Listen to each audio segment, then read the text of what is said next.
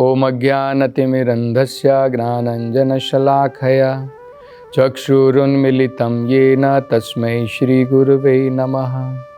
नमो ओम विष्णुपादाय कृष्णप्रेष्ठाय भूतले श्रीमते भक्तिवेदान्तस्वामिन् इति नामिने।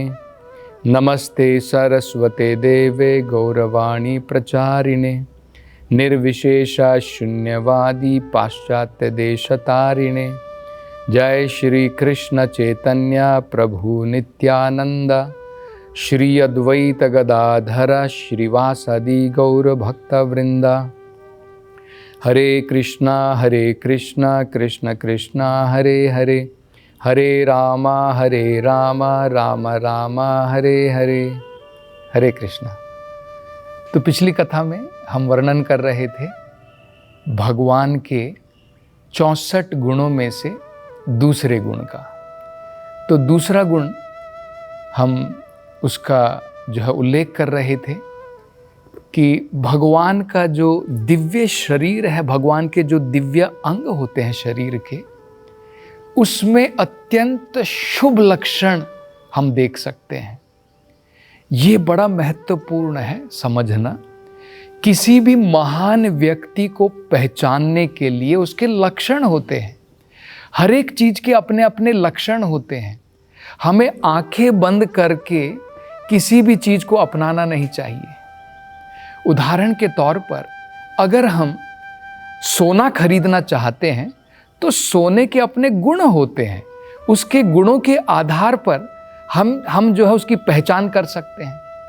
इसी प्रकार से एक महान व्यक्ति की पहचान या भगवान के अवतार की पहचान हम कैसे कर सकते हैं?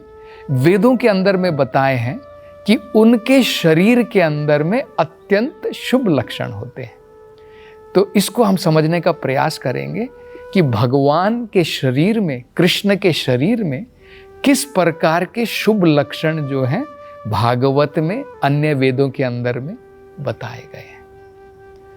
तो सबसे पहले बताया गया है, गोपियां कहती हैं, नंद महाराज से वो कहती हैं कि हे नंद बाबा, आपके पुत्र की हथेलियों के ऊपर जितनी भी रेखाएं हैं वो अत्यंत शुभ रेखाएं हैं।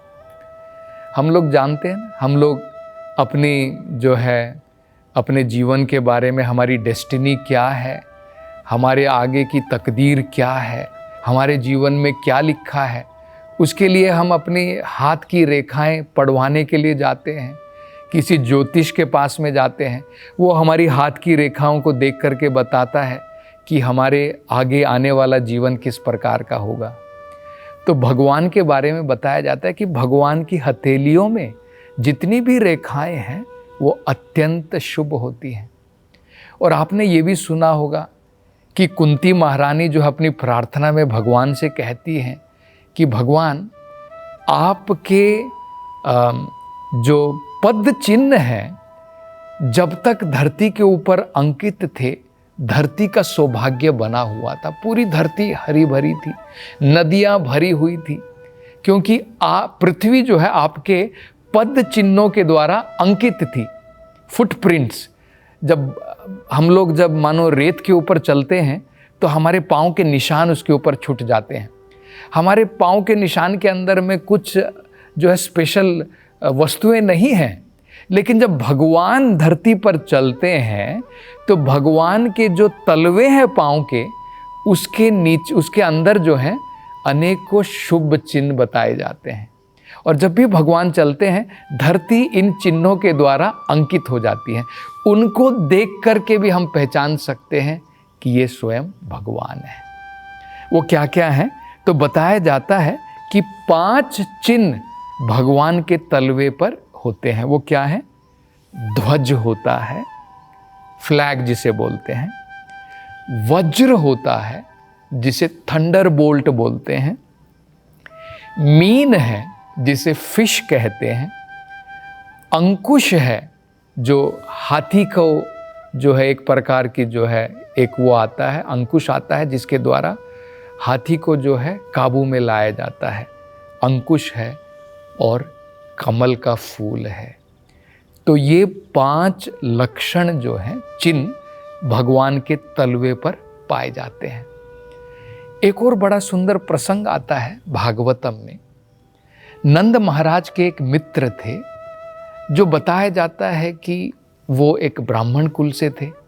नंद महाराज जो है वो वैश्य कुल के थे, मतलब कृषि करते थे, गोरक्षा करते थे, वाणिज्य इस प्रकार के जो है कार्य वैश्य करते हैं। तो क्या बताया जाता है कि भगवान जब जनरली आमतौर पर जब भगवान संसार में अवतार लेकर के आते हैं तो या तो ब्राह्मण के कुल में जन्म लेते हैं या क्षत्रिय के कुल में। जैसे जब भगवान रामचंद्र के रूप में आए तो क्षत्रिय के घर में भगवान ने जो है जन्म लिया। इसी प्रकार से भगवान के अनेकों अवतार आए। जैसे चैतन्य महाप्रभु थे, उन्होंने जगन्नाथ मिश्रा जो ब्राह्मण थे उनके कुल के अंदर में जो है जन्म लिया। तो भगवान ब्राह्मण के कुल में जन्म लेते हैं, क्षत्रिय के कुल में जन्म लेते हैं। लेकिन यहाँ पर जो नंद महाराज के मित्र थे वो बड़ा आश्चर्य प्रकट कर रहे हैं। वो कह रहे हैं कि तुम्हारे पुत्र के अंदर में, उसके शरीर के ऊपर 32 प्रकार के 32 बड़े शुभ लक्षण हैं और इससे पता चलता है कि वो स्वयं विष्णु और स्वयं भगवान है और उन्होंने तुम्हारे घर में जन्म लिया है, वैश्य के घर में। ये देख करके मुझे जो है बड़ा आश्चर्य है। और वो बताते हैं वो शुभ लक्षण क्या क्या हैं। नंद महाराज से वो बातें करते हुए बताते हैं वो शुभ लक्षण क्या क्या हैं। वो कहते हैं जो महान पुरुष होता है या जो भगवान स्वयं होते हैं, जो उनके अवतार होते हैं, उनके अंदर में ये 32 लक्षण पाए जाते हैं। वो क्या क्या है? वो कहते हैं 7 जगहों पर इनके जो है अंगों में लालिमा होती है, रेडिशनेस जिसे बोलते हैं, लालिमा होती है। जैसे हम लोग कहते हैं ना कि व्यक्ति बड़ा सुंदर दिखता है जिसके होठ लाल लाल होठ होते हैं। तो इसी प्रकार से 7 जगहों पर उनके अंगों में लालिमा है। वो कहाँ कहाँ पर बताई जाती है? भगवान की आँखों में। आपने यहाँ तक भी देखा होगा जब मंदिरों में भगवान की विग्रह बनाई जाती है, हमारी आँखें तो सफ़ेद सफ़ेद हैं अंदर से, लेकिन भगवान की आँखें जो हैं उसके अंदर में थोड़ी लालिमा होती है और बड़ी ही सुंदर प्रतीत होती है। तो जब भगवान की विग्रह बनाई जाती है उसी प्रकार की लालिमा जो है भगवान की आँखों में वो दर्शाई जाती है। और क्या है? भगवान का जो मुख के अंदर जो जिह्वा है वो उसके अंदर में भी लालिमा है। और जो जीभ ऊपर तालू होता है ना, जो दांतों से ऊपर जो हमारा तालू होता है, उसके अंदर में भी लालिमा है। और क्या है? भगवान के जो हथेलियां हैं उसके अंदर में लालिमा है। भगवान के जो पाँव के जो नीचे के जो तल हैं उसके अंदर में भी लालिमा है। भगवान के होठों में लालिमा है और भगवान के जो नाखून होते हैं, जो उंगलियों के, पाँव की उंगलियों के और हाथों की उंगलियों के, उसमें भी लालिमा है। तो ये 7 जगहों पर इस प्रकार की सुंदर लालिमा बताई जाती है। ये अत्यंत शुभ लक्षण बताए जाते हैं। और क्या बताया जाता है? तो ये 7 जगह हो गई। 3 जगहों पर भगवान के जो है अंग अत्यंत विशाल बताए जाते हैं। किसी भी महान पुरुष के अगर ये 3 अंग विशाल बताए जाते हैं मतलब ये महानता के लक्षण बताए जाते हैं। वो क्या क्या है? कमर जो वेस्ट होती है, जो स्त्रियों की जो कमर होती है वो पतली बताई जाती है, लेकिन भगवान की कमर जो है अत्यंत विशाल है।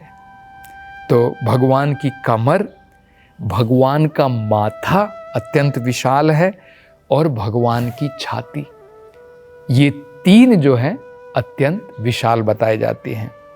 भगवान के 3 अंग, जो भी महान पुरुष हैं उनके 3 अंग छोटे बताए जाते हैं। वो क्या क्या हैं? गुप्तांग, जो हमारे गुप्त अंग होते हैं वो छोटे होते हैं। गर्दन जो होती है, नेक जिसे बोलते हैं, ये गर्दन का जो हिस्सा है ये छोटा है, और जंघा ये जो है ये भी छोटी रहती है। 3 भगवान के जो शरीर में अंग होते हैं वो अत्यंत गहन, गहन का मतलब होता है गहरे, वेरी डीप। जैसे ओशन होता है ना, जैसे सागर जो होता है अत्यंत गहरा है, उसकी गहराई हम पता भी नहीं कर सकते हैं। इसी प्रकार से 3 भगवान के शरीर के अंग अत्यंत गहरे बताए जाते हैं। वो क्या है? भगवान की आवाज। बोलते हैं ना कि उसके अंदर में बड़ी गंभीरता है। जब हम किसी की आवाज़ सुनते हैं तो किसी की आवाज़ जो है बड़ी ऊपरी दिखाई देती है, और किसी की आवाज़ के अंदर में बड़ी गहराई बताई जाती है। तो भगवान की आवाज़ के अंदर में अत्यंत गहराई है, भगवान की जो बुद्धि है उसमें अत्यंत गहराई है। मतलब हम उसकी गहराई को खोज नहीं सकते हैं, भगवान की बुद्धि की गहराई को हम नहीं खोज सकते हैं। इसी प्रकार से भगवान की नाभि, जैसे बताया जाता है ना कि जब भगवान अपनी योग निद्रा में है, भगवान की नाभि से कमल के फूल का जन्म होता है, जिस पे ब्रह्मा जो है जन्म लेते हैं। तो ये जो भगवान की नाभि है, इसकी गहराई को भी जो है नहीं समझा जा सकता है। यहाँ तक कि ब्रह्मा ने भी समझने का प्रयास किया था।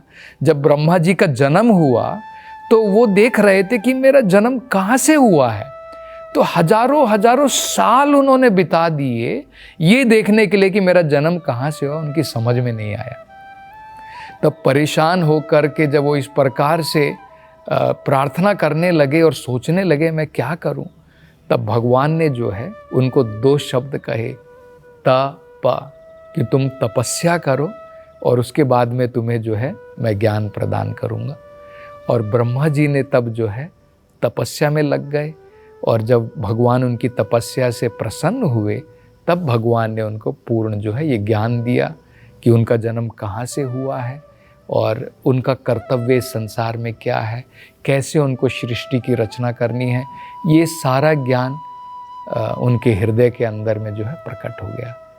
तेने ब्रह्म हृदय आदि कवये, जो आदि कवि जो ब्रह्मा है उनके हृदय में ये ज्ञान प्रकाशित हो गया। तो भगवान की नाभि भी जो है वो भी अत्यंत गहरी बताई जाती है। 5 भगवान के जो अंग हैं शरीर के वो ऊंचे बताए जाते हैं। जैसे नाक, भगवान की जो नास्य है वो भगवान की रेज्ड है। रेज्ड का मतलब होती है जो थोड़ी उठ करके दिखती है, ऊंचाई पर होती है। हम लोग देखते हैं ना कई लोगों का नाक चपटा होता है, और जिसका नाक थोड़ा ऊंचाई पर होता है उससे शरीर की जो है मुख की सुंदरता जो है बढ़ जाती है। फिर भगवान के हाथ जो है बताए जाते हैं वो ऊंचे हैं। ये भी बताया जाता है कि चैतन्य महाप्रभु जो हैं उनके अंदर में ये सारे शरीर के लक्षण बताए जाते हैं। जब भगवान जगन्नाथपुरी में, भगवान तो एक भक्त का जो है पात्र अदा कर रहे थे चैतन्य महाप्रभु के रूप में, तो जिस प्रकार से भक्त भगवान के रूप के ऊपर मोहित होकर के आनंद विभोर हो जाता है, चैतन्य महाप्रभु जगन्नाथ मंदिर में जगन्नाथ भगवान के दर्शन करके आनंद विभोर होकर के मूर्छित हो गए। तब सार्वभौम भट्टाचार्य उनके शरीर को देख करके उनको पता लगा कि ये कोई आम व्यक्ति नहीं है। उनके शरीर में इस प्रकार के जो लक्षण यहाँ पर बताए गए हैं, उनके शरीर में वो लक्षण थे। एक लक्षण उन्होंने देखा कि उनके हाथ की जो लंबाई है वो उनके जो पाँव के जो ये नी होती हैं, घुटने जो होते हैं, इनसे भी लंबे हैं। अगर आप हमारे देखेंगे तो हमारे जो है घुटनों से आगे हमारे हाथ लंबे नहीं हैं, उनकी ऊंचाई उतनी नहीं है, लेकिन भगवान के हाथ की लंबाई उस प्रकार की रहती है। तो ये भी एक जो है उस प्रकार का शुभ लक्षण महात्माओं में या भगवान के शरीर के अंदर में ये बताए जाते हैं। और क्या है? रेज्ड जो बताए जाते हैं ना, जो थोड़े से उठ करके हैं, जो ऊंचे हैं। तो एक हो गया नाक, एक हो गया भगवान के हाथ, एक हो गया भगवान के कान, और क्या है? भगवान का माथा और भगवान की जंघा। ये 5 अंग जो हैं थोड़े रेज्ड हैं, उठे हुए हैं, ऊंचे, जो बताए जाते हैं। और 5 जो भगवान के अंग हैं शरीर के, वो अत्यंत कोमल बताए जाते हैं। अत्यंत जो है, जिसकी फिनिशिंग जिसे हम बोलते हैं ना, जैसे जब हम किसी मूर्ति का जो है निर्माण करते हैं तो उसमें देखते हैं कि उसकी जो फिंगर के नेल्स हैं उसकी फिनिशिंग किस प्रकार की है। तो जिसे बताया जाता है ना कि फिनिशिंग टच, इसी प्रकार से भगवान के 5 अंग अत्यंत जो है कोमल बताए जाते हैं, जिसमें फिनिशिंग टच उस प्रकार का आता है। वो क्या क्या है? भगवान की त्वचा, भगवान की जो स्किन है वो अत्यंत कोमल है। भगवान के सर के और भगवान के बाकी शरीर के ऊपर जो बाल हैं ये दोनों भी अत्यंत कोमल बताए जाते हैं। भगवान के दांत, उसका फिनिशिंग टच, हम देखते हैं ना कई बार हमारे दांत इधर उधर क्राउडेड होते हैं तो सुंदरता बिगड़ जाती है चेहरे की। जब दांत बड़े ही सुंदर प्रकार से उसकी फिनिशिंग होती है, कोमल रूप से रहती है, तो वो बड़े सुंदर बताए जाते हैं। तो वो भगवान के दांत भी हैं। इसी प्रकार से फिंगर के टिप्स, भगवान के जो उंगली के जो सिरे होते हैं वो भी जो है बड़े सुंदर बताए जाते हैं। तो ये भी जो है, ये दूसरी भगवान के जो शरीर के अंदर में अनेकों प्रकार के जो शुभ लक्षण बताए गए हैं, इसके बारे में जो इस प्रकार से भागवतम में चर्चा की गई है। अगली कथा में हम भगवान के तीसरे गुण के बारे में वर्णन करेंगे। हरे कृष्णा।